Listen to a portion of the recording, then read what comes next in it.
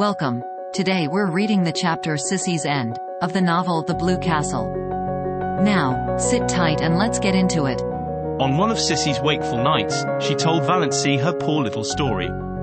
They were sitting by the open window. Sissy could not get her breath lying down that night. An inglorious gibbous moon was hanging over the wooded hills, and in its spectral light Sissy looked frail and lovely and incredibly young. A child. It did not seem possible that she could have lived through all the passion and pain and shame of her story. He was stopping at the hotel across the lake. He used to come over in his canoe at night. We met in the pines down the shore. He was a young college student. His father was a rich man in Toronto. Oh, Valency, I didn't mean to be bad, I didn't, indeed. But I loved him, so I love him, yet I'll always love him. And I didn't know some things. I didn't understand. Then his father came and took him away.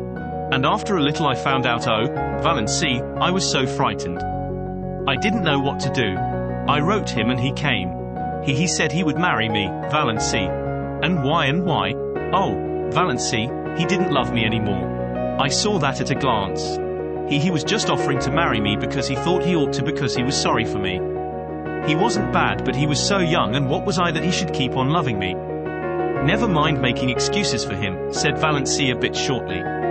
So you wouldn't marry him? I couldn't, not when he didn't love me anymore. Somehow I can't explain, it seemed a worse thing to do than the other. He argued a little, but he went away. Do you think I did right, Valency? Yes, I do. You did right. But he... Don't blame him, dear. Please don't. Let's not talk about him at all. There's no need. I wanted to tell you how it was. I didn't want you to think me bad. I never did think so. Yes, I felt that whenever you came. Oh, Valency, what you've been to me. I can never tell you, but God will bless you for it. I know he will, with what measure ye meet. Sissy sobbed for a few minutes in Valency's arms. Then she wiped her eyes. Well, that's almost all. I came home. I wasn't really so very unhappy. I suppose I should have been, but I wasn't. Father wasn't hard on me.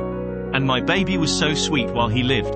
I was even happy. I loved him so much, the dear little thing. He was so sweet, Valency, with such lovely blue eyes and little rings of pale gold hair like silk floss and tiny dimpled hands. I used to bite his satin smooth little face all over softly, so as not to hurt him, you know. I know, said Valency, wincing. I know, a woman always knows and dreams. And he was all mine. Nobody else had any claim on him. When he died, oh, Valency, I thought I must die too. I didn't see how anybody could endure such anguish and live.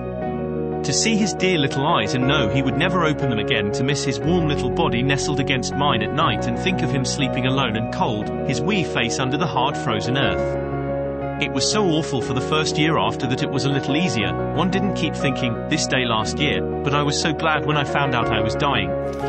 Who could endure life if it were not for the hope of death?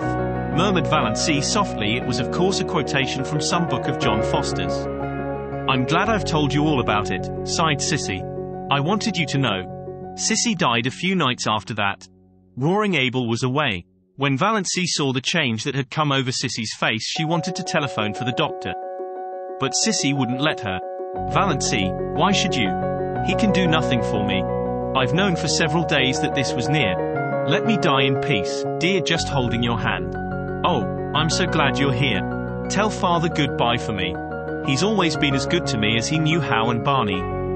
Somehow, I think that Barney... But a spasm of coughing interrupted and exhausted her. She fell asleep when it was over, still holding to Valency's hand. Valency sat there in the silence. She was not frightened or even sorry. At sunrise Sissy died.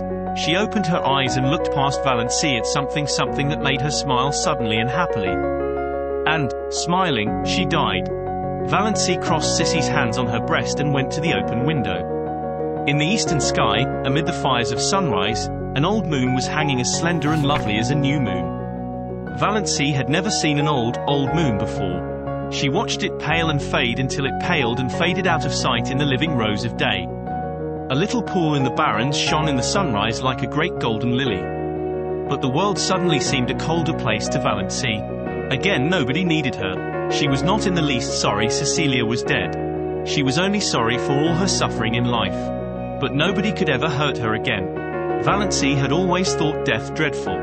But Sissy had died so quietly, so pleasantly. And at the very last something had made up to her for everything. She was lying there now, in her white sleep, looking like a child.